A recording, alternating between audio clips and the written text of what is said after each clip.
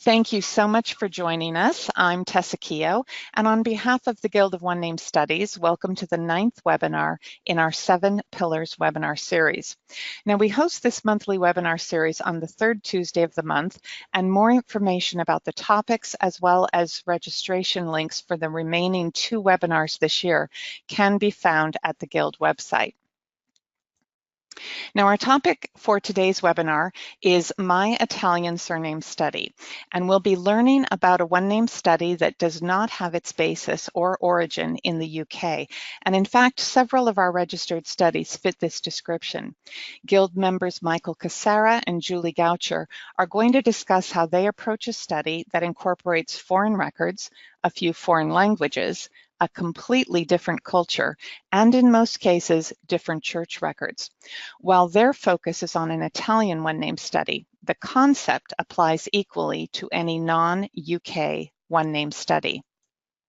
Now, today we'd like to welcome those of you attending who do not currently do surname research or a one-name study, but who are interested in Italian genealogy and all things Italian. To put us all on a same level playing field, I have quick answers to 2 questions. First, what is surname research?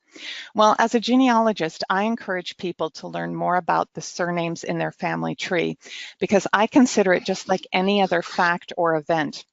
For example, it's just like occupation, education, or military service. We often say that a surname is a person's oldest possession, perhaps given to them when they were born or adopted, sometimes taken on at marriage, or selected during a naturalization process. A surname links a person to a nuclear family as well as an extended family. It tells you something about yourself and those who went before you. Second, what is a one-name study? Well, some of us genealogists and family historians take it a step further. We not only want to learn the meaning, the origin, frequency, migration, any modifications, and the social science aspects that affect our nuclear and extended families. We are simply nosy enough that we want to learn about everyone sharing the surname, whether or not they're related. Those taking on a one-name study might do it for a region, a country, or in the case of the Guild of One-Name Studies members, a worldwide basis. We often say that we're bringing the world together one surname at a time. Now, hopefully that gives you a sense of what you can do with a bit of surname research and one-name studies, and we'll provide a handout with some resources to use. But please do also visit the Guild's website for more information and to see if your surname is registered as a study with the Guild. Now, I'd like to welcome our presenters and give you just a little bit of their background. Michael Cassara is a professional genealogist and lecturer based in New York City with specialties in Italian and Sicilian genealogical research and genealogical technology. He holds a certificate in genealogical research from Boston University and serves on the board of the Italian Genealogical Group. As a speaker, he's given multiple talks at Roots Tech, the world's largest family history conference, as well as to societies nationwide. In October 2018, he'll be speaking at the Association of Professional Genealogists, their professional management conference in Kansas City, Missouri. And he'll also be speaking again at Roots Tech, which is held in February 2019. He blogs about his research and genealogy topics at digiroots.net, and he can be found on social media at digiroots and also at Michael Cassara. Michael's profile at the Guild website includes information about his study, an easy way to sign up for his mailing list, and an explanation of his DNA component of the study. And he has maps that show the distribution of his one-name study surname, Cuono, in both Italy and the United States. Now, if your surname is Italian or Sicilian in origin, you'll certainly want to check out www.gens.info.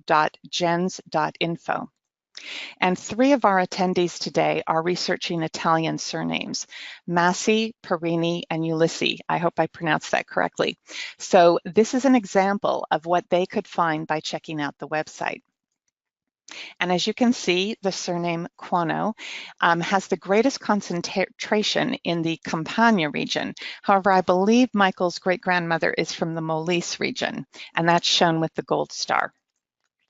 And in the United States, Quono is found in California, Connecticut, Florida, Pennsylvania, New Jersey, and New York. Now, our second presenter is Julie Goucher, and she's been researching her family history since the late 1980s and has always been a history lover. In a change in career path from the pharmacy industry, Julie returned to education and undertook an honors degree in history and has, over the last decade or so, focused more on history and genealogy. Julie is half Sicilian and half English and has 2 one-name studies representing the surnames from her parents. The Orlando study was registered with the Guild in 2002 and the Butcher study in 2016. Julie is a writer and presenter on genealogy topics, and she is the tutor for the Introduction to One Name Studies course offered by Pharaoh's Tutors. She also serves as trustee and secretary for the Guild of One Name Studies, and she's the regional representatives coordinator. Now, as you can see here, Julie provides lots of information about her Orlando study at her profile, and that's found at the Guild website. And she includes maps with the distribution of the Orlando surname at her profile.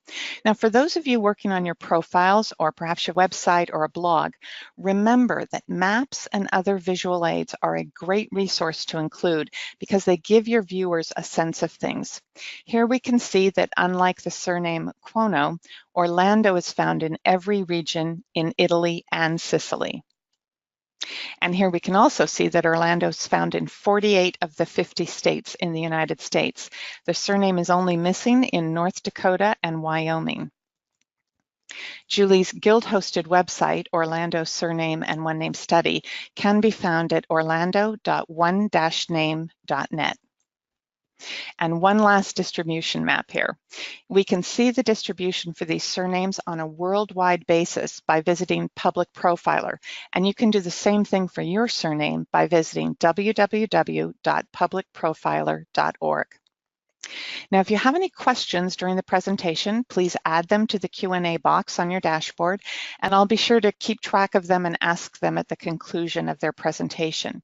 And a reminder that the handouts, and we have 2 today, are available on your dashboard, and you can download the PDFs to your computer during the webinar. And with that, let's get started by turning over the controls to Michael Cassara and Julie Goucher. I think we're just going to turn our webcams on here. There I've we got are. Michael. Hair's sticking up today, huh? It's a good look, and hopefully we have Julie joining us too. Yeah, I am here. No, it's not going to let me do it.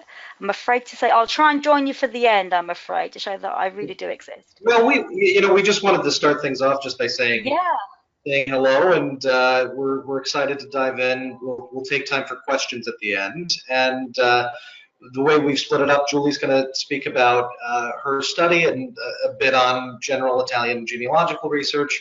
Then I'll speak a bit on my study and some of the same, and then we'll join in together for the final portion leading into questions. So I'll turn off my webcam now, and I hand it over to Julie Goucher.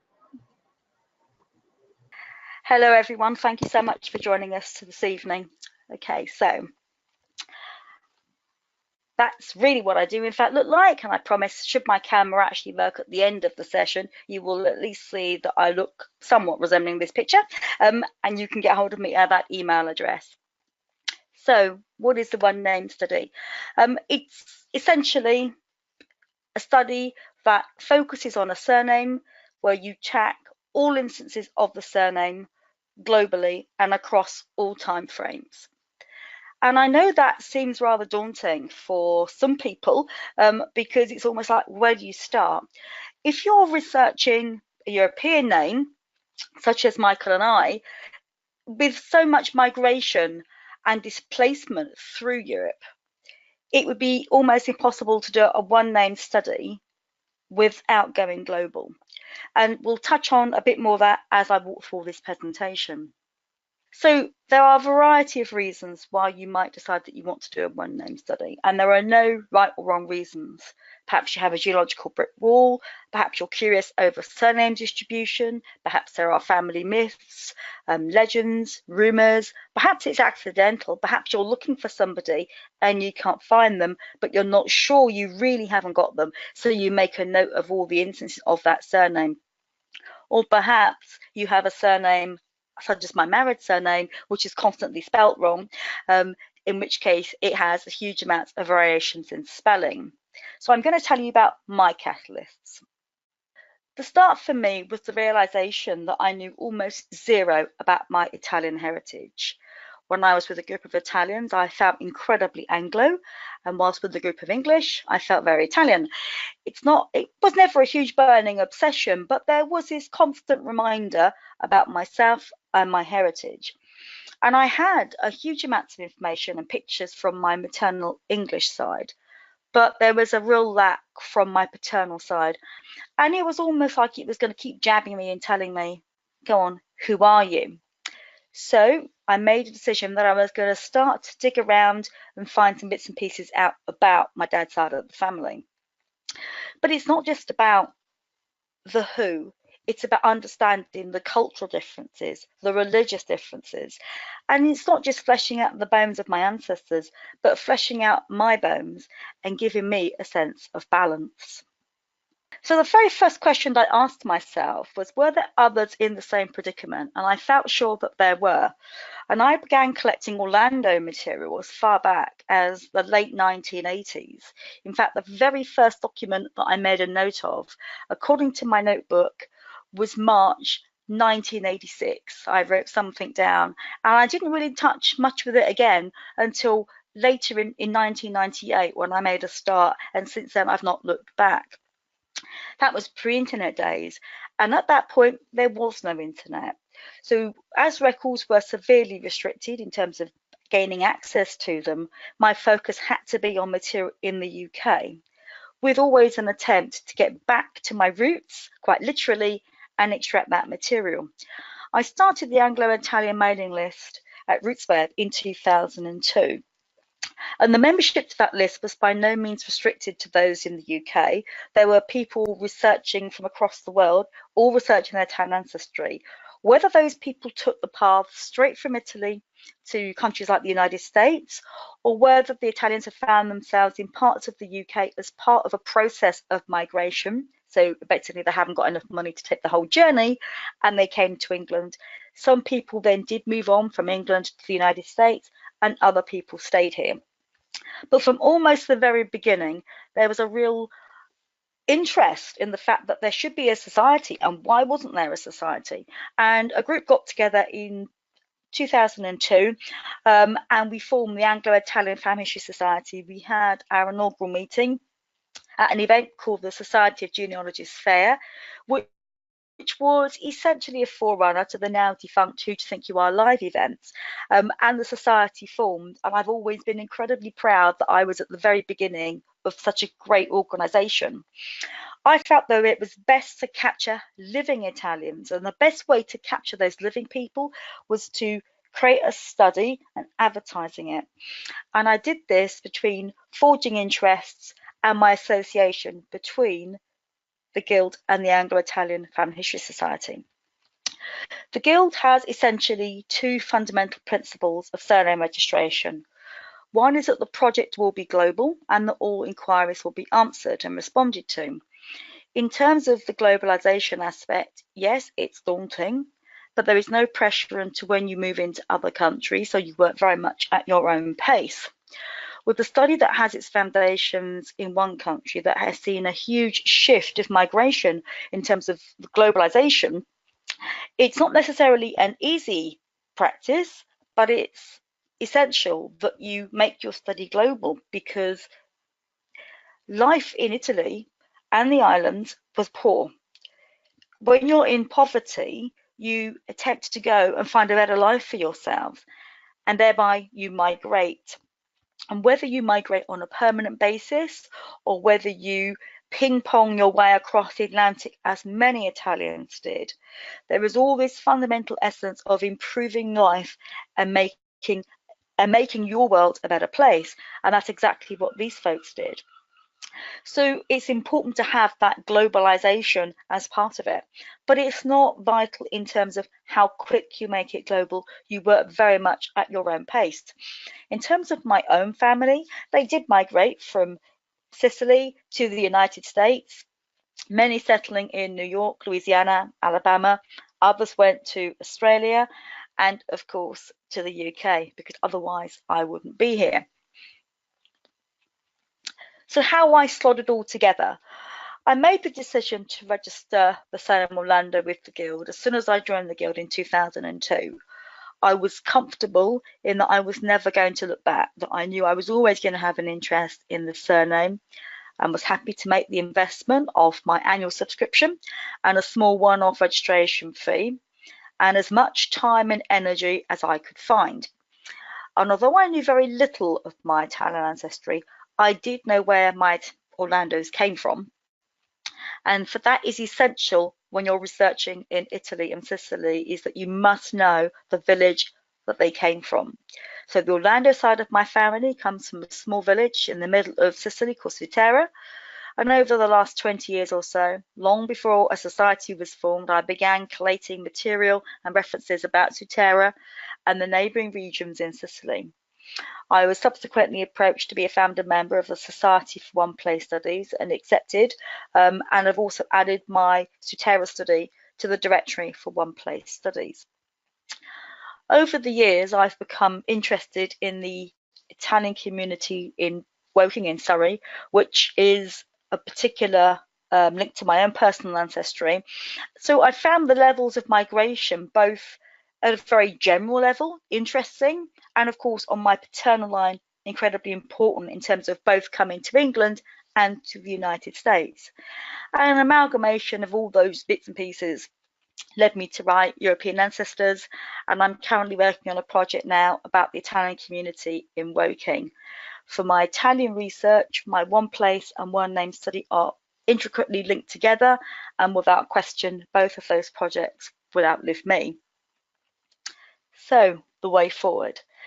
Every One Name study and surname project evolves over time as we become more experienced, more material becomes available, and as technological advances are made.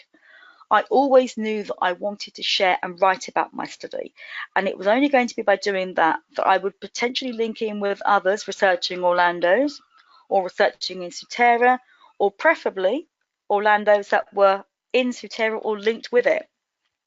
My aim is to have every single piece of information about Orlandos in Sutera on my website.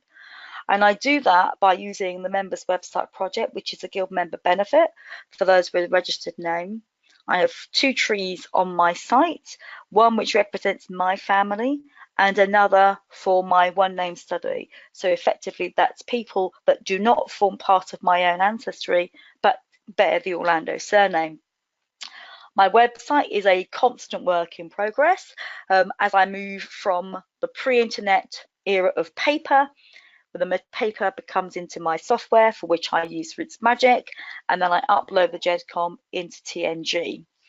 As I gather and collect material, I tend to use spreadsheets to do that. Material fits in my spreadsheet until I find a way forward in which to put that person into my data set. And for me, I tend to use either a census or a marriage. And as I wrote about fairly recently, I think in probably the latest Guild journal, that my starting point is a marriage.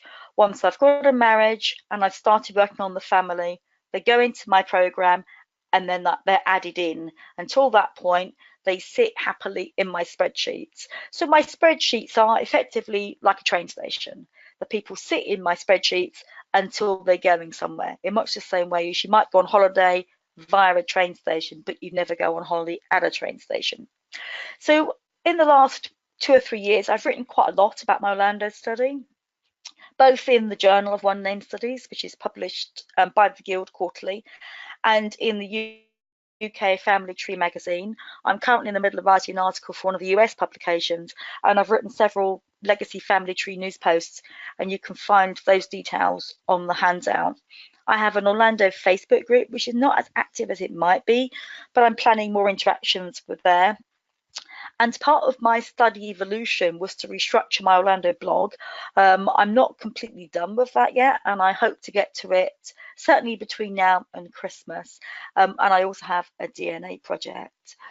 I think the biggest message I will ever say to anybody is go for it, because unless you start making that first step on a journey, you're never going to make a start.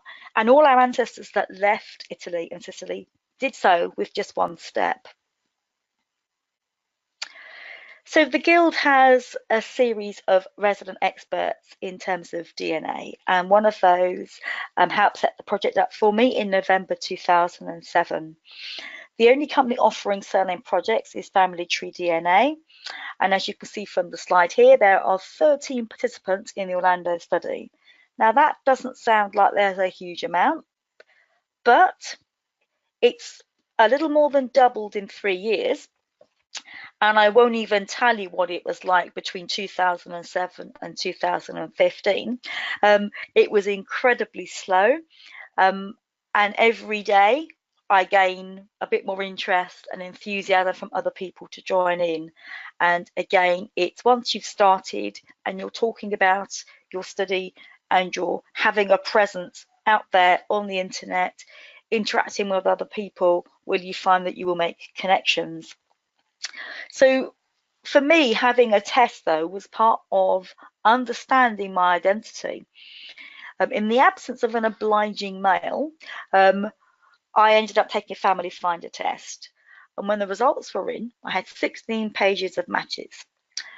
Many connected with my maternal English line, and I could tell that by their given surnames or just by the name itself. But for me, it was important, so I wrote to everybody. Against the advice, I will say, of a Guild member, I did write to everybody with whom I shared a match with them. I gave them the information and said, this is the surnames I'm looking at, this is my kit number, this is where the details are, this is the places I'm researching in the hope that somebody would come back to me and say we had some kind of connection, no matter how faint that connection may be, but at least there was a connection. I got up in the morning. I wrote this late in the evening here in England. I got up in the morning whilst everyone in the US had been up and about their day and had 61 responses. I was amazed by that. From some of the responses, it was clear that the participants knew even less than I did in terms of analysis of results. Others could see nothing obvious apart from we shared a connection with a name, but not much else. And I still regularly communicate with a number of those people, probably more than half. And once a month, I log into Family Tree DNA just to see what other matches have popped up. And since then, I've also tested Ancestry. The key thing is with genealogical research on an Italian surname and with DNA is that you are in this for the long haul, and at some point there will be a fairly obvious and favourable result. You need to hang in there, and for somebody who is half Italian or half Sicilian and very impatient, that is really tough to do that, and the fact that there isn't a response much quicker, but sometimes the best things are worth waiting for. So I'm going to look back quickly now over my reflections, and I wrote this, in fact, I wrote this earlier today as I was casting my mind back over the last 20 odd years. Looking back, I have no regrets on beginning the study, and it was one of the most useful things I could have done in terms of my own family history, and for them to expand because of a significant amount of migration from Italy to other parts of the world. The Guild has evolved in the same way that members' studies have. Part of that evolution was the members' website project, which I've already mentioned. And I will give a clear disclaimer here. I'm a trustee of the Guild, as Tessa mentioned, but aside from that, I'm a member. But I view my subscription and those member benefits as one of the most valuable subscriptions that I pay each year. For my 2 one-name studies that represent both of my parents, they're both large studies. They are completely different. And I really hope that you have gained some information and some perhaps inspiration for starting your own one-name study or building on what you've already started. And now I'm going to hand over to Michael, assuming the magic works. And Michael is going to share his bits of information, and then we're going to come back at the end for some top tips. Yeah, this was a really fun opportunity. I've been a member of the Guild for, I think, about 6 years now, maybe 5 years. And Julie's study was actually a primary inspiration, because while the Guild, was initially known for its kind of UK-centric studies, I was really thrilled to see somebody pursuing an Italian one-name study. And so Julie's Orlando study served as inspiration, but it also served as what a massive undertaking. Mine that I chose to do was less brave, shall we say, for it's much smaller, but it's certainly yielded many terrific results and things that I want to chat about. So this is my great-grandmother, Assunta Cuono, and I have to say I've been doing family history research since I was very young, about 8 years old, and she was a primary motivator for me. She was someone who had always just been a fascinating person in my own family history, and I was eager to learn more about her and her family. In her case, she's my great-grandmother. She was born in Ortodonico, which is in Salerno. She was born in 1887. She immigrated to the United States and was already married to my great-grandfather by the time she was 16 in 1903. And she would have 4 sons, 2 of whom died not quite in infancy, but quite young. She would die in 1912, and under very tragic and somewhat mysterious circumstances, even to this day. But when she died, my grandfather, who was her son, was only 4 years old, and she was only 25. So we had just this one picture, maybe 2 or 3 other pictures, but this one picture up on the wall, and she had long held kind of an air of intrigue and curiosity for me.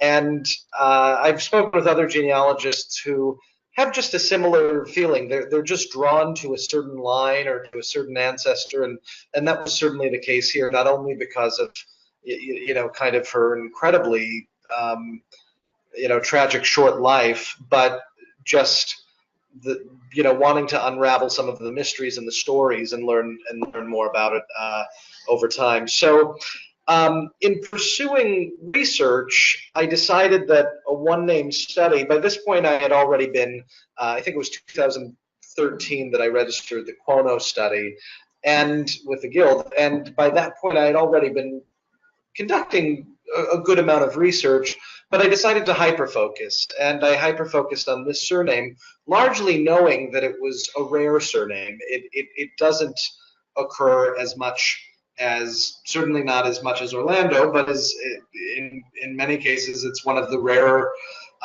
surnames, Italian or otherwise. So why would one pursue an Italian one-name study? Well, the very first point that I would bring up is that Italian records are full of rich data. I realize that some of you are going to be familiar with Italian records. Others, this might be the first time you're seeing one, but this is the birth record for Assunta.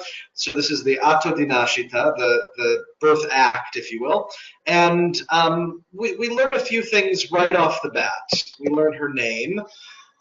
We learn the name of her father. So she's just been born, and her father is the one reporting the birth, Giuseppe Cuomo. Then we learn the name of his father. We learn that basically is saying that here appears Giuseppe Cuono, son of the late Domenico. So in one line of a document, we've just learned 3 generations of a family, which I know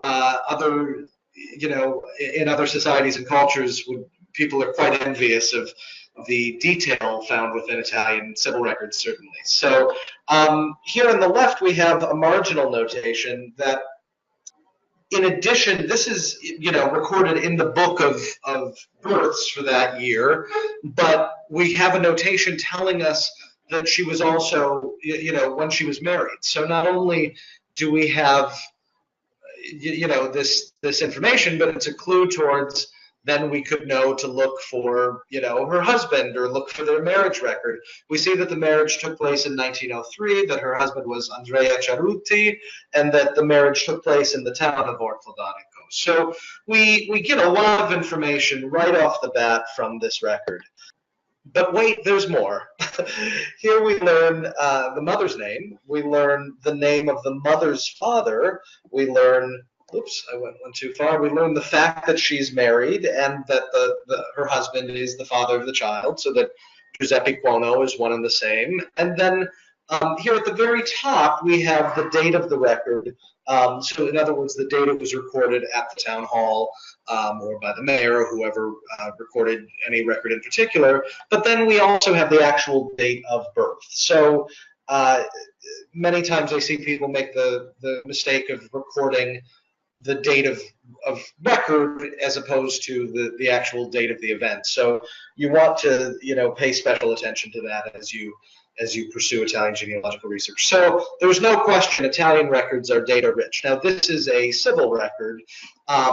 There are also some wonderful other types of records that we'll talk about as the presentation continues. So one other reason is I don't think there's a better time to pursue Italian genealogical research, in particular one-name study. There are more records available en masse than ever before. Family Search has joined with the Italian government to digitize all Italian civil records, and they're well underway with that aim, and a good majority of them are available freely online, both via the Family Search site and also via the Il Portale, the site that we'll talk about a little bit later on. So the available records, even from when I registered this study in 2013, have increased significantly. Julie mentioned DNA research, and there's no question that that's breaking down brick walls as well. And if you're pursuing a study, it's a wonderful way to preserve correspondence, preserve data, preserve information, and to do so in a way that might live on past any of us and past our immediate aims. So we use the study through the members' website project, through the archiving options available via Family Search and elsewhere. We use a study to collect all the information possible with the hope that future generations will augment it and add to it as hopefully family lines continue and interest continues.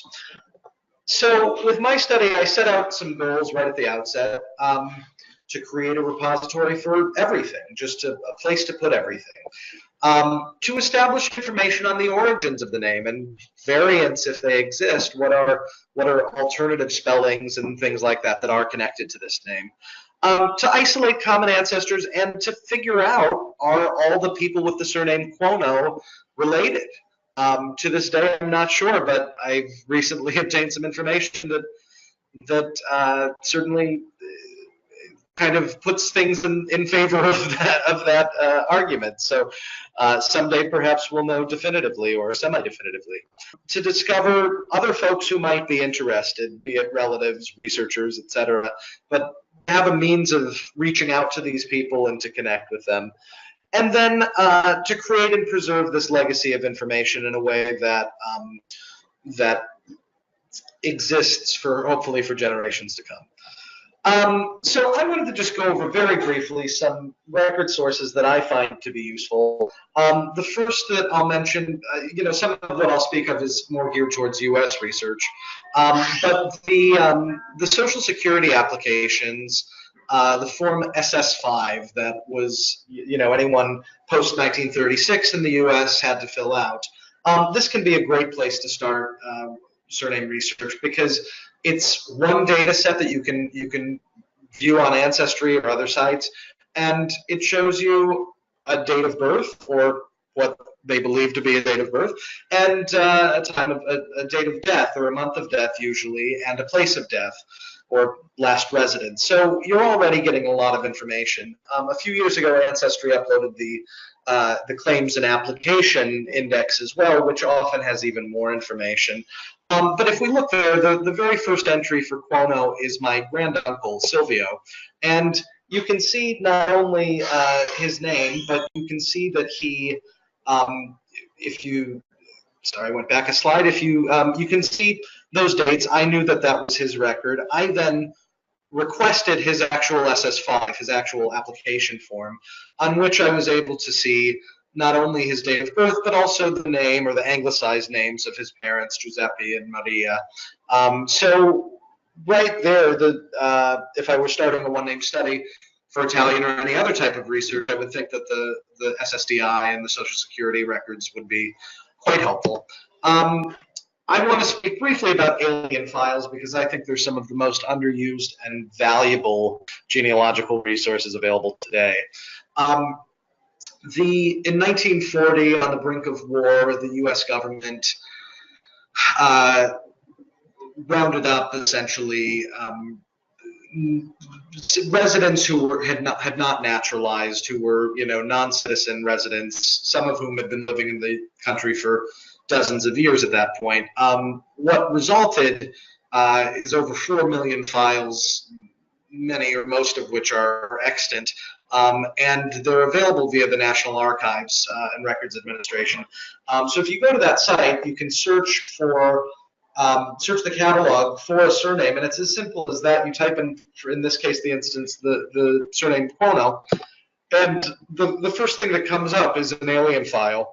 And this alien file for Pietro Cuono, very little information is available online. We see his date of birth is listed. We see, just the very basics that the country is Italy. But then you can write to the National Archives. In this case, most of the alien files are held in Kansas City. And you can write to them and request the file. They will give you additional information, such as the place of birth, if known, if it's listed in the file. And then for a small fee, they'll make a copy of that. You can request a digital scan or a photocopy. In my case, I always get the digital scans because they're just much better quality and color and all of that. So I requested this case file. In this case, this was a Cuono that I hadn't spent much time researching. I requested this file, and I found it to be incredibly interesting.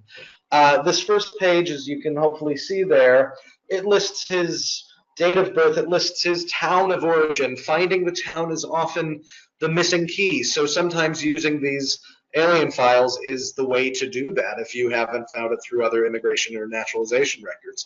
I'm going to skip ahead. We found a page that just lists all of his immediate family, his brother, his wife, his daughters, his sons, and their addresses at this time. What an incredibly rich collection this is.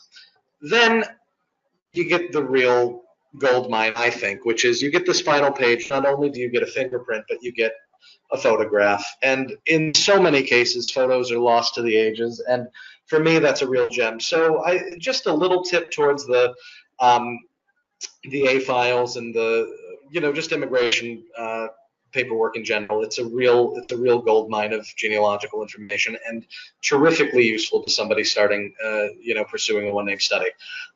This next one is actually my great-grandmother's sister, and she is. I put this here just to kind of point out that she is not. She would not come up in that National Archives catalog under her maiden name, because by this point she was married to Angelo Miola, and so she was listed under Miola. So if you have women, they're many women in the the A file collections, you will find that often they're listed by their married name, but of course it's worth pursuing that because you can sometimes find a photograph as well, as I did here. So one other record source, Julie mentioned the need to go global with the study. I couldn't agree more, particularly given Italian immigration and emigration during the years that we're studying.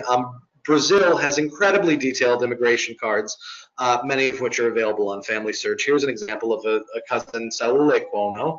And again, this photo, I mean, how lucky can we get? But also, we get the parents' names, we get the mother's maiden name, we get the town of origin. It's an incredibly rich type of data for anyone who might be interested in acquiring further information on distant cousins, perhaps who moved to South America around the same time many people were moving to North America. Cemetery records can't be understated. They are invaluable, and the two main sites I think you'll come upon, Find a Grave, of course, which is now part of Ancestry. You can search by surname and see where the different matches are, and also Million Graves, which I like quite a bit, and their kind of automated approach is just incredibly useful. And you'll see here that both sites return people with my surname, so I then in turn put them in my database and try to study everything I can. And then I'll just mention, again, these are just only some record sources, but in recent months, a good number of New York City vital records have made their way onto the Family Search site if you are using it at a family history center. I can't urge you enough to go and explore this for any surname that you're seeking. While these records are available, hopefully they'll always be available, but for the time being, there's incredibly useful information. So with the New York City vital records, I pick the data set that I want to study. So in this case, New York City births from up to 1909. I put in the surname Cuono, and I received this page of a number of possible entries. I then created my own, in this case it's a Google sheet, but I created my own sheet where I referenced the transcribed index entries, and I take the the individuals, everyone gets their own row in this spreadsheet, and then I go through and I look at the original record. And many times with a surname like Cuono, it's actually someone typing or writing the much more common surname Cuomo. And with that distinction, this helps me keep everything straight, in that if you look at line 10 there, you'll see, the Salvatore Cuomo is listed in the index as Cuono, but is actually a Cuomo, and then I can help know exactly where things fall in my studies. So I'll also mention the Italian Genealogical Group. I'm on their board and a big supporter of the work they're doing.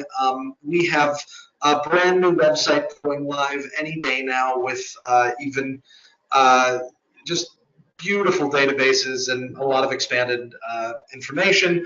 So if you haven't checked out the IGG, certainly check out our site at italiangen.org. One of the things that we're best known for over the last 20 years, this is actually our 25th year, and we were very active in creating databases early on, and some of them include the New York City vital records, but we also have a surname database. So for instance, if you type in the surname Rossi, you'll see here all of the people who are members of the IGG who have submitted that surname as something they're studying. So it's a way to reach out to other researchers. We'll be on the new site, that'll be fleshed out even further in your ability to contact people. So a lot of good stuff to look at there in the IGG databases. And then I also can't underestimate Italian civil records, but also church records, military records, notary records. There are so many rich data sets available to Italian researchers, and they don't require full fluency. They can be, you can learn the formulaic aspects, with time and love. You will quickly find yourself fluent in genealogical Italian, if nothing else. So at this point, I just a brief word on DNA, and then we'll move into some top tips. But a Y DNA study can be invaluable for someone trying to piece together difficult family lineages. It can answer questions, it can augment traditional research, and it can lead to unexpected discoveries. You know that fathers, in most societies, fathers pass a surname down to their son along with their Y-DNA. So this can lead to incredible use for somebody pursuing genealogical research, specifically a surname study. In my Quono study, as Tessa showed earlier, this is just part of my page on the Guild site, but you can see that I've actually translated this very brief paragraph into both Italian and Portuguese, largely because those are the two places where most of the Quonos live in the world. So I would say I have about 98% of Quonos covered with these three languages, simply because Italy, the US, and Brazil, South America, different parts are kind of the hotbeds. Then this is my study. I'm not even up to Julie's 13. I only have four male Quonos who have tested, but I had a very exciting revelation not too long ago. This one, the first one listed there, the 793559, that's a Quono that I had only connected. I had never connected on paper because of records availability. I was not able to connect him to this line, to my own line, but I recently found a male who was willing to test, and sure enough, with very minor mutation, you can see that he is in fact a direct descendant of one of my direct line male ancestors. So it's very exciting what DNA can lead to. When you're determining the size of a potential project, and you want to know how many different lines, et cetera, you might be documenting, one way to find out is through the wonderful surname tools that Tessa mentioned earlier. These are just three of them. They're in the handout, I believe. But you can see a surname like Rossi has just thousands and thousands and thousands of instances, but that it's still much more popular in the north than in the south, right? But then you look at a name like mine, Quono, and you'll see very few instances. Though my great grandmother was from Campania, like most of them. But in this case, you know, it's just wonderful to have a visual cue on where people might be today, et cetera. So just to close my section, I mean, I started with just this one picture and name, and through my research, I've been able to not only connect with relatives, but I actually was able to acquire a picture of her parents by connecting with a cousin who had it in her possession, and that was just one of those great moments to see faces that I never thought I'd see. Not only that, but I've been able to meet different relatives at various events, and kind of study the family history together. And these are all people related to my Quono line, and I found my one name study to be incredibly satisfying. So on that note, I'm going to turn it back over to Julie. And we'll speak together about some other top tips for Italian research. So let me just hand over the controls here. There we are. And that works. Are you there, Julie? Hey, I'm here. The magic worked. Isn't it fabulous when it actually works? We like that. So, yeah, okay. So Mike and I are going to talk through some top tips that will help you not just for Italian research, but some of them will be applicable if you're researching any other European countries. So first up is, given that the Guild require that all studies are global, it's useful to know how much globalization your surname's had. So as you can see from the image here, I'm probably looking at something for the Orlando study that's equivalent to Mount Everest, as opposed to Michael, who might be looking at something a bit bigger than a matchbox. So because they just went everywhere, it would seem. Why? The Orlandos were more movable than the Quonos, who knows? And that would be really interesting if we could work out what it was that drove those factors, except that, I mean, and it's not just Orlandos that were in the south, it's Orlandos that seem to go from everywhere across Italy and Sicily to other parts of the world. But as you can see from this map, the darker the presence of blue, the more instances there are of the surname. So no surprise. Italy is, of course, much darker. Then Argentina is the second one, followed by the US and Australia. What's really good about this site, and this actually is from World Profiler, and this is of this link is on your handout, so please do download it, is it enables you to drill down a bit further so that you can actually see whereabouts within that country you can drill down and find which province, state. But you'll also notice there's a patch in India. And I have done some research, and for anyone who is interested, there is in fact a blog post on my website where I talked about my hunch of why there is an Orlando presence in India. So go and look at the site, put your names in and see what it shows you to where they went to, because once you know that, you'll know how big a project it's going to be. So the next tip. Michael, do you want me to take this, or do you want to take this? Julie has a picture of this wonderful book by Joseph Fucilla, which is really kind of the English language gold standard, I would say. But that it's important to study the different types of surnames. You know, a patronymic surname means something that comes from the father's name. So you know, if in a society like a Swedish surname, you might have Johansson, son of Johann. Those exist within Italian surnames as well. You could have a surname based on the location. You know, there are many. For instance, my father's family comes from a town in Sicily, Mistretta, and that's also a very common surname that sometimes comes from, you know, people being from that origin, and sometimes it has other origins. So, but yeah, Julie, do you want to get the rest there, or? Yeah, sure. No, I can jump in. So nicknames now. A nickname could be Magro. The surname Magro means skinny. And in a minute, I'm going to come back to a discussion about Magro in a moment. Next, occupations. So people that used surnames like Medici or Pastones, which means shepherd.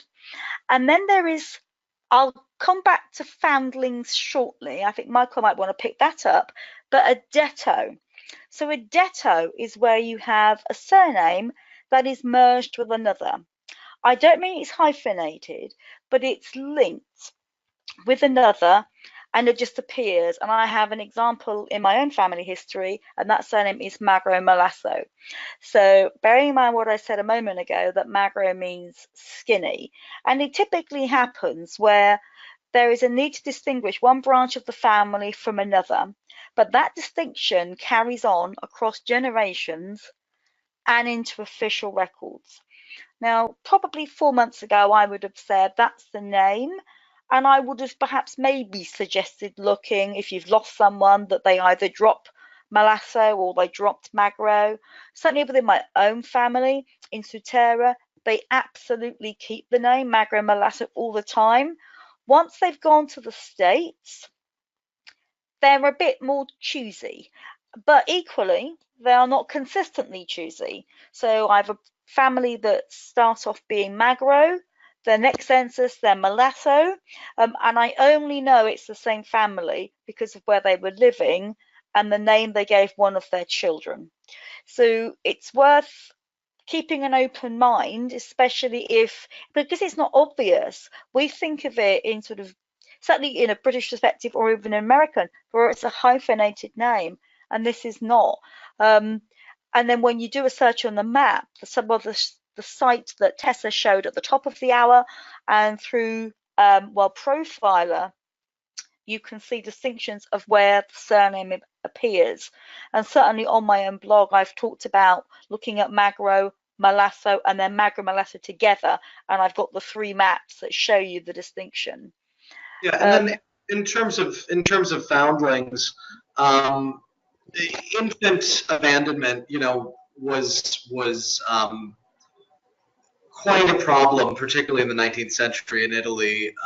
There were just hundreds and thousands of different circumstances, but within the kind of socioeconomic culture and the church culture, etc., you found many many orphans abandoned at birth, often by being left. The church would have a receiving wheel where they could be left anonymously and then left to the care of the town. So that actually has created a number of unique surnames, because they would perhaps give someone, I mean, it varied by town, but for instance, the surname Esposito is often indicative of someone who was a foundling at birth, because it really just kind of, I believe, translates just kind of left in the outside, left, abandoned. So there are other names, and they could kind of, their descendants now, hundreds of years later, might still be carrying a surname that can be traced to a specific infant abandonment in the 1840s. So it's an interesting approach. For instance, if you were to study the surname Esposito, you would probably have very few shared genetic lines, but you might have all sorts of interesting stories and things to study for that. And one final thing before we move on to the next slide is that spellings might have regional origins. So those that end in ISI tend to be from Sicily. Those that end in IU tend to be from Sardinia. Those that end in IGO are typically Venetian. It's not absolute, but sometimes the surname itself and how it's spelt will give you a bit of a clue if you're not really sure where the starting point should be. So. Okay, so as we can see here, in Italy and Sicily, women retain their birth surnames upon marriage. In the United States and elsewhere, they tend to take their husband's surname. That is not always the case. There's always the one that will fool you when you will be looking, so I always check. And just going back to something that Michael said in one of his images, about how on the birth record it actually referred to a marriage, which is fantastic, and the same thing happens in Sicily too. And I actually have a family member who died in New York City in 1922. I have her death record here in my hands, not far from where I'm sitting, but she has a page and a half given to her in the Sutera records. So even though she died in the US, the priest was very much of the view that he was going to keep the records up to date with regard to his flock and making sure that he knew what happened to them. He did that so well that I went back and I checked that I hadn't misread what it said. Michael, what were you going to say? I was just going to say, except for when they didn't. Yeah. That they, it can be so exciting to find those. And then it's often the exact one that you need that will not be the one that they bothered to record at the local level there. So absolutely, it's always worth looking. Absolutely. So the image you can see on this slide is of Giuseppe Garibaldi, born in Nice, France, in the early 1800s and died in Italy.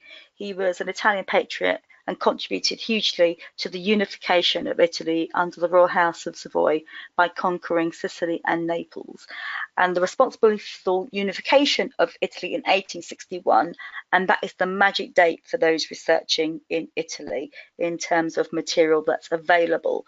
I don't mean that material earlier than that is not necessarily available, but it's a bit, it might be, it might not be. It also might not be written in Italian or Latin. It might be written in French.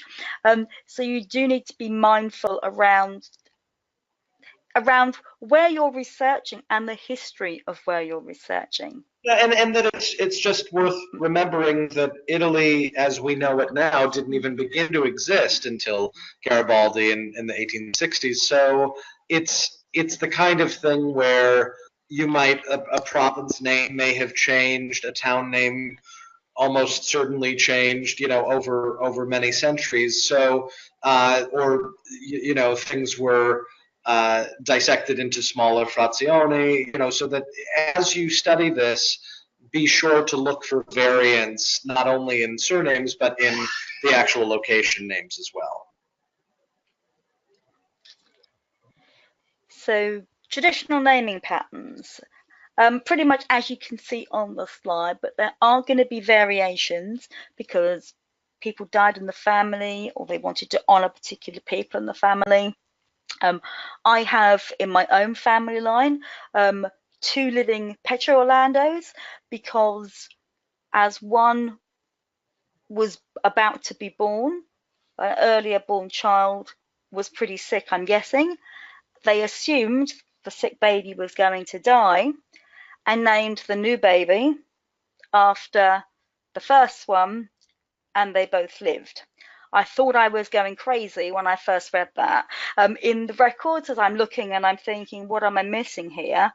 And I realised that actually what then happened was one migrated to the US and is happily living in the US, marries, the other remains in Sutera. So there are often oddities to each family, as in there is in any family, not just Italian ones. But this is the traditional naming pattern. As you can read on the slide, first and second sons named after the paternal and maternal grandfather, and then the same for the daughters, paternal and maternal grandmother. And I would also point out here that it creates the need for caution because you could be going through civil records for a town in Italy and find someone with the name of your great grandfather, but you have to remember that, for instance, I have an ancestor, Domenico Cuono. Now, let's just say hypothetically he had 4 sons, and they all had sons. All of their sons, it stands to reason, their firstborn would be named Domenico Cuono, and because they were all born within the same, family time frame of each other, you might have 4 men in a town named Domenico Cuono born within 8 years of each other, including some who were born in the same year. So that's a place where we have to be cautious to know that it's the exact person that we are seeking, because as this steps down many generations, sometimes you'll find many, many people with similar or exactly the same name, and their only distinctions are the names of their parents, or if there is a nickname, or their year of birth, or something like that. So just the naming customs can be incredibly useful as we try to fill in the blanks with research, but they can also sometimes muddy the waters a bit in a good way and bad way. Absolutely. In fact, it always reminds me of that scene on the film, My Big Fat Greek Wedding, when they introduce and everyone's called Nick, both male and female. And that's exactly what this is like. And that's why you'll sometimes find in Dettos where this name just pops in. So I'm guessing at some point somebody who was thin was in my family, and that's how the name stuck. And it's only going to be through hopeful more research that I will find out who, but there are always these little caveats, and this is why researching our own family history is so fascinating. But then when you do this on a much larger scale, it becomes, I think, probably more obsessive. So now we're going to move on to military. This would if I hit the right button. Okay, so I don't plan on giving you a history lesson here on the Italian aspects of the First World War, but I want to give you a little bit of detail in terms of context. I've written fairly recently actually about this, so those that will have access to the UK issue of the Family Tree magazine, the November issue, will find this website, and the link is on the bottom here. It's also on the handout. Is actually talked about in some detail, but here goes. So in 1915, Italy joined the war. They very quickly immobilized 5.8 million soldiers from a population of just 38 million. 5 million of those troops went to the front, and of those 5 million, 56% were folk who worked the land and were totally unprepared for war. At the end of the war, the country was almost bankrupt. National debt increased from 15.7 million lira in 1914 to 85 billion lira in 1919. Inflation rose by more than 400%. More than 500,000 civilians died, mostly due to food shortages. Promises that were made to Italy in 1915 failed to materialise, and families were left feeling that the sacrifice of their loved ones was pointless. But those loved ones are commemorated in what is known as the 26 volumes of the Golden Books. The website, which as I said is on the slide here, is a little clunky, but you will be able to see the detail, and you will be able to, more importantly, download the page relevant for those commemorated. So let's just go to the next slide. So this is not a great image, I'm afraid, but I wanted to try and cram on the full image so you can see what it looks like. So that is effectively a full page. But if we go a bit closer, you'll see some of the detail. So here are two references from that very same page that relate to my great-grandmother's family, the Vasigolos of Sutera. The document is in Italian, as you would expect. If you use Chrome or another browser, it will translate the actual website. Remember, I did say it's a little clunky. It won't, so you'll translate the actual index, but it won't translate the document, but you'll be able to at least see the document and be able to work out what it says. This is actually the only two Vasigolos that are mentioned. So how many went, I haven't established in terms of this family that went to the First World War, but certainly these two did pass away, were killed as a result of one of injuries, and one was held as a prisoner of war and probably died from injury or perhaps caught a disease or whatever. But I think what's really important is that when we look at examples of the Commonwealth war grades, if we're looking at in terms of British First World War or the various locations in the United States, is that for a long time I thought there has to be something equivalent for Italians, because they clearly did fight, and this is the equivalent, to some degree the equivalent. And I think it's just a brilliant site to look at. As I said, the site's a little clunky. The link is on the handout, so please do be sure to download that, and then go and put your own surnames in and see what pops up there. And now we are to questions. I'll try to turn the webcam on again here. And if I can work it. Yeah, there's Michael. So let me see if I can finally manage it. All right, I'm going to go ahead. We just have a couple of questions in here. If anyone has a question that they want asked, go ahead and add that to the Q&A box that's on your dashboard, and we'll go forward with those. The first one is, for one name studies, would you include women who are spouses of the male who has the surname in question? And then a follow-up is, what if the female is notable and known by the surname, not her maiden name? Go. Yeah, I think it's I think everyone is can it's what you want it to be, and that there's no wrong way, there's no right way, but that in my case I would typically follow people born with a certain surname. But Julie, how about you? Yeah, I would probably, I'm a bit awkward, I think. I would definitely include them. I tend to keep the females going down for a couple of generations, certainly. And I think that this is your study. So if you want to include someone in your study who doesn't have who has a different surname, but is linked to that study, that's absolutely fine. I would say do it. Okay, and the second one that we got in is from Rosie, and she says in her family, and I can't even pronounce the place, 4 sons were born and named Antonio. The first 3 never survived beyond their 2nd birthday. The 4th Antonio made it to adulthood. I'd heard of this naming tradition. Is it common? And I think Michael and Julie, you both addressed that just in passing, but have you seen this a lot? Well, I'll point out Assunta Cuono, who I showed the picture of at the beginning, my great-grandmother. She was the second Assunta born to the same parents. She had a sister who was born in 1879 who died, I believe, in 1885.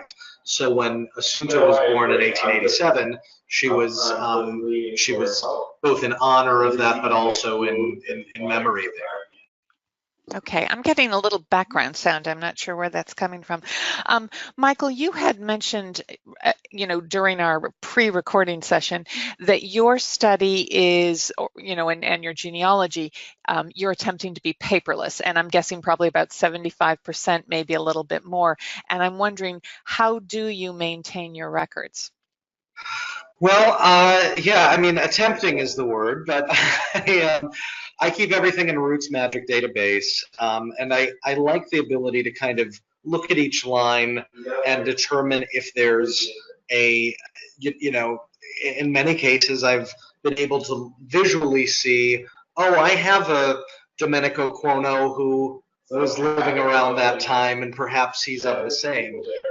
So I keep everything digitally that way, but then also using Google Drive and other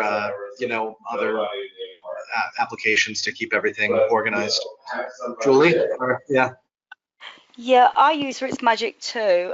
I tend to keep all my raw data in a spreadsheet. And then have a master spreadsheet. And I did talk about this in the last, I think it was in the Guild Journal I wrote this, because a lot of people on the last Farrell's course asked the question, and I kind of expanded from that. I think it's really important to find your way, because I want to be paperless. I want to be in Michael's chair, but I'm not. I'm in my chair, surrounded by paper, and drawers in the filing cabinet. And I think it's really easy, but I like, as much as I love the digital world, I love the ability to write. I keep all my notes. I'm a bit of a squirrel in that respect. I think that you have to find a way that works for you. And sometimes it does take a few attempts to get the hang of what feels comfortable and what feels right. Now I've got my rhythm in terms of when I've got a marriage, I move from my spreadsheet into Roots Magic, and I build their family up by terms of birth, marriage, death, census records, and build it up as much as I can. Sometimes though, I'm sent something by somebody and that will trigger me to do something. Someone sent me a picture recently, not relating to an Orlando family, but they sent me a picture of some medals and said, have you got anything on this guy? And it relates to my other study, but there went 3 hours as I researched this guy. So sometimes the catalyst for starting on some research will always vary, but I think it's okay to do that. At the end of the day, this is our individual studies and we make our own rules. Mm-hmm. Yeah, I just can't stress enough the importance of labeling thoroughly and labeling the person, because Uncle Jimmy isn't going to help anyone 50 years from now, but putting someone's full name and perhaps relevant dates, and really using not only the data but the metadata, and organizing photos and documents that way. The other thing I'm really a big fan of is Family Search, Family Tree, and the sourcing. I'm able, particularly given Family Search's large collection of Italian records, I'm able to link that source directly to a person from their entry there, and I find that I might add a few sources, others are adding sources. I mean, it becomes quite a collaborative effort, and there can be a downside to that, but it's also, I think, generally there's far more good than bad that comes out of it. So, and one thing I want to point out about Family Search is that the Guild has some kind of relationship with Family Search, in that you can put a one name study tree on, and that other people can look at it and other people can send you messages about it, but they cannot make changes to that tree. Right. And so for a number of one name researchers who've put together somewhat of a package and they're still doing their research, that's very useful. I would encourage everyone, and I know some Europeans think Americans are too fiddly about our sources. What you're going for is those breadcrumbs. Is it going to, what you have put in with that document, is it going to lead somebody back to what you found? So that's the least that you want to do. I also want to point out two other things. One of them is about Family Search. They have excellent dictionaries with genealogical terms in a number of languages, Swedish, Norwegian, Italian, what have you. And those are online, and you can download those as PDFs. You you can also, I think they've archived them at BYU, and so there's two ways you can find that. But I did that originally for anything that was not in English. And one of the great ones is Latin, and that is very helpful for any of the countries that have Roman Catholicism as one of their majority faiths. One comment that you made, I don't know which one of you made it, about finding a notation that might be in a baptism record or a marriage record. I will say that the Catholic Church, one of the requirements when you get married is they need to find your baptism. And so they go back to that original church because we do not maintain our records all in one place. So they go back to that original church and they ask, do you have a baptism record on this person? Who were his parents? When was he or she baptized? And they send that to what I would refer to as the marriage church.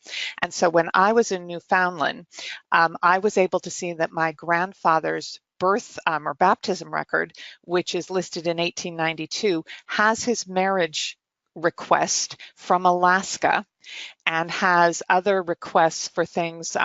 They asked about naturalization, and they later asked about burial, and those were out of Seattle and one in Montana. So a lot of times, if you can get into those Catholic records, you can kind of follow that person along if they're getting permissions. Let's see.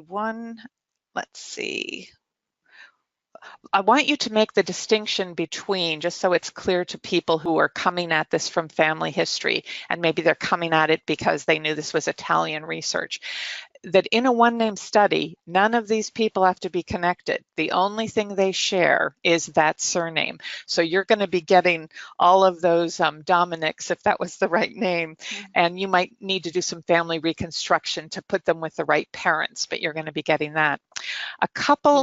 We got another question in here. What if the female surname, and this is Dorothy, I'm hoping I said this right, Perini Rogers.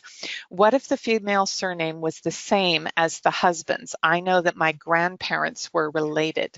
How do you approach that in your one-name study? That's actually quite common. I mean, I see it very often in my Italian research, and it's yet another reason to pursue a one-name study. I think because, for instance, the surname Giordano, very common in many places in Italy and Sicily, and you look at these records sometimes, and Giuseppe Giordano is marrying Luisa Giordano, and it becomes, okay, well, are they connected? Not necessarily, but having that one name study and being able to study the different lines, you'd be able to start to piece together if they were. So it's yet another reason that I think this type of research can really augment traditional genealogical research in a great way. Julie, did you have anything to add?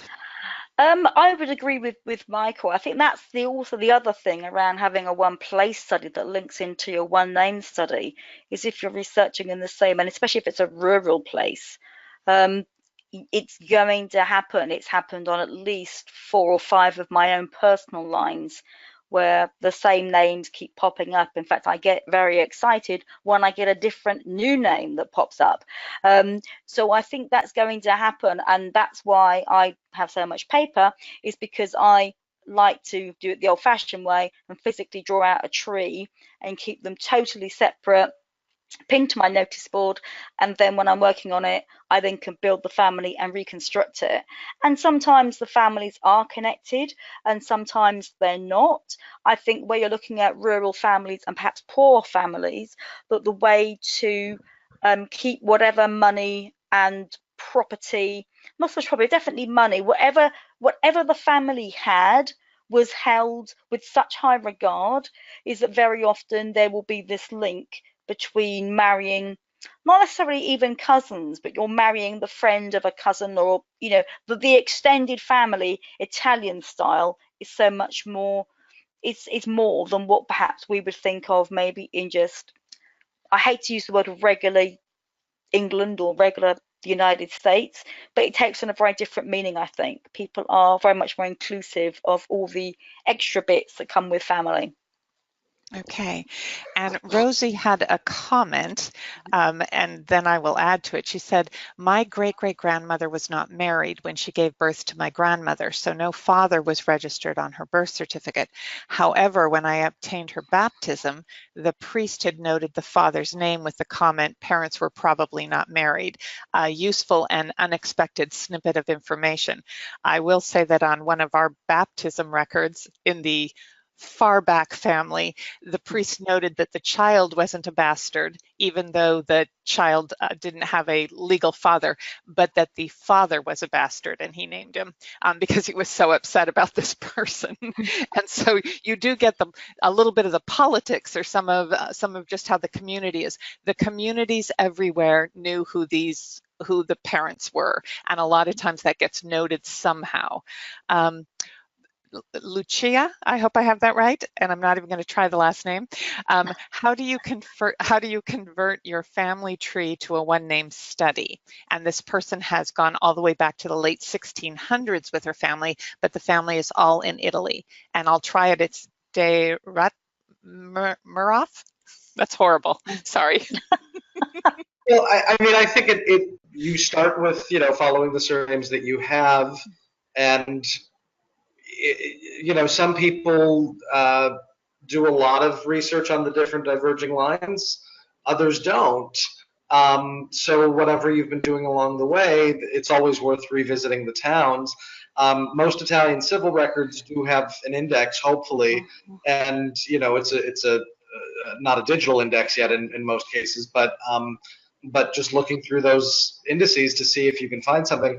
I do want to just speak quickly on something what you said just before, Tessa, which is that particularly in the late 19th century, there were some rifts between church and state in Italy, and even though you had a country that was sweeping majority Catholic, you were required to be married both in the church and in the town, and if you hadn't been married in either place, it wouldn't necessarily be recognized the way we think of it today. It wasn't one and the same. So that someone could be, that you will find differential between a parish record and a civil record, largely because sometimes it was a legal marriage in the eyes of the church, but it wasn't in the eyes of state.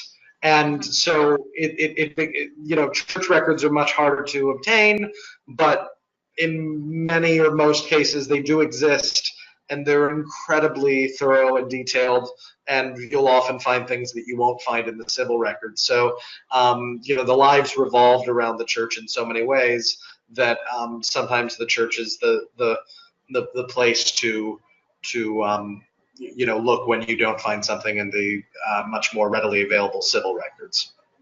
Now, one thing that I would mention on converting a family tree to a one-name study is if you've chosen the name that you're going to study, you can, I know in Legacy, we can take a focus group and we can say who we want to include in it. And so in my instance, I have an Irish surname.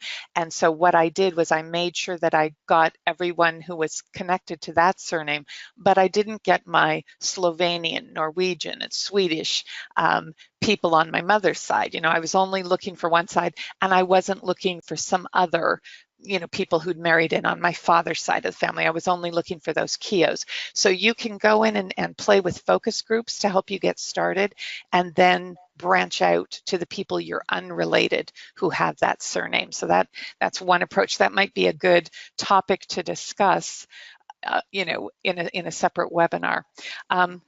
This question is, how can you bear to stick to one name? I will say, Rosie, that if you've chosen anything other than a small surname, you will feel a little overwhelmed when you first get started. I will say that, you make these choices and there really is just a name that connects you. It might even be somebody that you didn't even know, but there's somebody in your family that you kind of catch like this, as Michael mentioned before, and you start studying that, and then you're finding, where it went and who those people were that had it, and perhaps you look at socioeconomic or education, or you find a lot of the same health issues, causes of death in medical records or whatever. So there's so many different facets to study in a one-name study, and it can be whatever approach you want to take. Now, I will also say some people study 2 or 3 different surnames. My hat is off to them. I sometimes don't have the time to do my own. One person has asked, Dorothy has asked, will there be church records prior to 1861? And I think is that the Garibaldi date? Yes. I was listening. Yes, you were, weren't you? Excellent. Do you want to take this, Michael? Sure. I mean, in many towns, the first civil records are the Napoleonic records. So we thank Napoleon along with Garibaldi for those. And those, again, start, 1809, 1808, it just depends on the town. The church records often go back to the Council of Trent. So the Council of Trent was in the 1560s and, was essentially when the church, among many other things, decided, what the sacraments are, what's to be recorded, etc. So that was when all of the local churches were required to, baptism and marriage and burial record keeping became a mandate from the church. So we're very grateful for that. There is no such mandate on where and how these records are to be kept in the 21st century, unfortunately. So, for instance, in my father's family's town in Sicily, the church has complete records going back to the 1560s. They are incredible. I've been fortunate to, get to sit with them and photograph them and study them. And as such, I've been able to study my own lines going back to the 16th century on many, many of my lines on that side.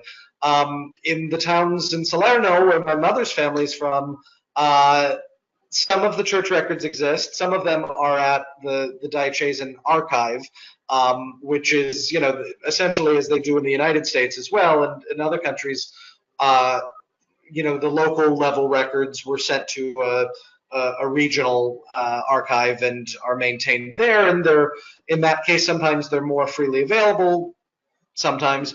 But the many records exist in the back room of the parish still. So it just depends on the town and the area. But church records, in most cases, should exist, and in most cases will take you back before the early 19th century, sometimes as far back as the 16th century, and sometimes even slightly farther back. But I would say late 16th century is kind of the earliest one can hope for, and anything beyond that. I should also mention in Sicily, you have, throughout Italy, you have different types of censuses and tax censuses. The Revelli in Sicily or the Catasti in Italy, you have these different types of record groups that can sometimes fill in the gaps, even if church records don't exist. And, there can be a bit of a learning curve to dive in, but they can certainly help trace a family through many generations beyond the civil records. Okay, that's all the time we're going to have for the questions today, but I also think we got each one of them. If you could both turn off your webcams now, I'm going to grab the screen back if Julie gives it to me, and we'll just do the final couple of screens so that we can share a little bit more information with you, and then we'll be ending today. First, I want to thank Michael and Julie for presenting today. Taking on a one-name study that has significant records in another language is, as you've seen, a bit of a challenge, but we learned so many tips and suggestions that we should not feel overwhelmed if a foreign surname is calling out to you. So whether your surname is German, Polish, Italian, Spanish, or any other non-English surname, why not consider taking it on? Perhaps what you've seen and heard today will get you thinking about some possibilities. And a reminder that our next webinar is on Tuesday, September 18th at 7 p.m. British Summer Time, and I will make sure that that is correct on the GoToWebinar platform. I know who to watch so that doesn't happen again. So it will be adjusted for the correct time. And you can register for it as well as the final webinar in the series this year at the Guild website. What we're going to be discussing next month is online and offline opportunities for education and the types of courses, webinars, seminars, and conferences that you might want to check out to learn more about surname research and one-name studies, as well as subject-specific courses to assist with content and publishing. So please join me as we find out how we can all go back to school for our one-name studies. Thanks so much for joining us today, and the recording of this webinar will be up at the Guild website by Thursday, and you will receive an email notification as soon as it's available. You're going to get a very short survey as soon as we leave this room, so I really hope that you'll share your thoughts about this webinar or about topics for future webinars, and we will see you all next month. And in the spirit of this webinar, ciao, right? Thanks so much. Bye-bye.